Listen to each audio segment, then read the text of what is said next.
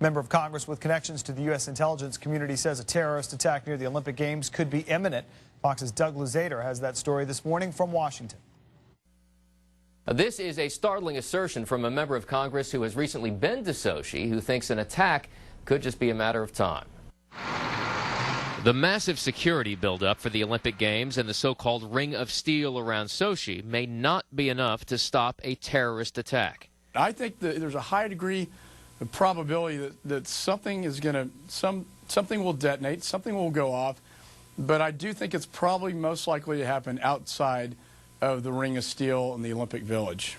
Texas Congressman McCaul, the chair of the House Homeland Security Committee, says that's because never before have there been such specific threats to disrupt the games. You have the leader of the Chechen rebels, Umarov, calling for attacks on the Olympics, calling for attacks on civilians, including women and children, and then Zawahiri, the al-Qaeda leader, the lieutenant of bin Laden, reinforcing that threat. And so that's a whole new ball game that makes, I think, these Olympics very, very different. He fears an attack outside the security zone, similar to the ones that we saw in the run-up to the games that targeted a train station and a bus.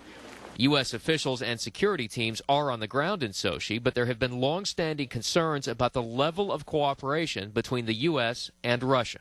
That said, we do not have an interest in embarrassing the Russians. We have exactly the same interest with them when it comes to the security of everyone here in Sochi. So we're quite satisfied with the level of cooperation we have now. Well, satisfied now, but U.S. officials do say that relationship has recently improved. In Washington, Doug Luzader, Fox News.